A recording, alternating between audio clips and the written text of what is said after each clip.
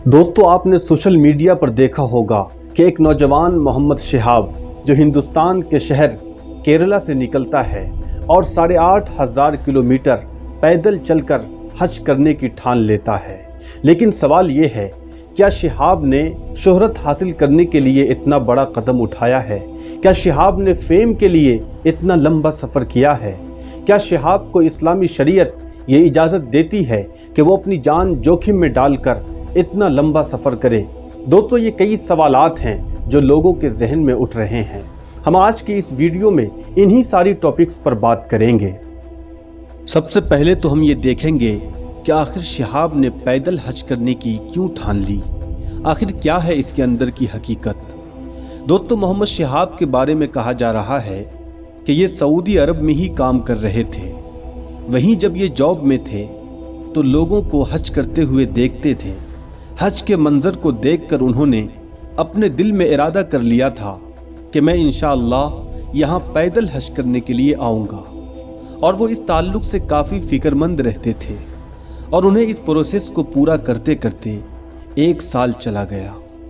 दोस्तों, यहाँ पर एक बात समझने की है कि अगर कोई पैदल हज करने का इरादा करे तो ऐसा नहीं है कि वो इरादा करे और फ़ौरन हज के लिए रवाना हो जाए। ऐसा नहीं होता, बल्कि उसके लिए कुछ कंडीशंस होते हैं, कुछ प्रोसेस होते हैं, क्योंकि हुकूमत से इजाज़त लेनी पड़ती है। इसीलिए मोहम्मद शिहाब को सऊदी हुकूमत से इजाज़त लेने में और इस पूरी प्रोसेस में 1 साल का वक्त लग गया। और जब सऊदी हुकूमत को मालूम हुआ कि हिंदुस्तान का एक नौजवान पैदल हज करने के लिए आना चाहता है तो उन्हें काफ़ी ताज्जुब हुआ, लेकिन आखिर में इजाज़त मिल गई और अब वो सफ़र पर रवाना है। दोस्तों, अब बात आती है कि सऊदी हुकूमत ने मोहम्मद शिहाब को इजाज़त तो दे दी, लेकिन क्या इस्लामी शरीयत ये इजाज़त देती है कि कोई इंसान इतना लंबा सफ़र करके पैदल हज करे? तो दोस्तों, कैटेगोरिकल आप ये जान लें कि शरीयत में पैदल हज करना जायज़ है, मना नहीं है।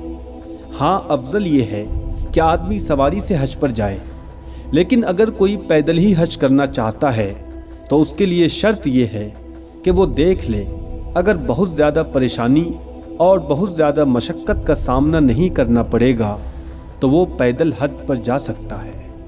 लेकिन अफजल ये है कि वो सवारी से जाए। अब रही बात मोहम्मद शिहाब की, जिस पर बहुत से लोग फतवेबाजी कर रहे हैं कि उसने गलत किया, ये किया, वो किया। बहुत से लोग उन पर इल्ज़ाम डाल रहे हैं कि उन्होंने फेम हासिल करने के लिए, मशहूर होने के लिए ऐसा किया है। तो भाई, उन्हें समझना चाहिए कि कोई किसी के दिल में झांक नहीं सकता कि उसकी नीयत कैसी है।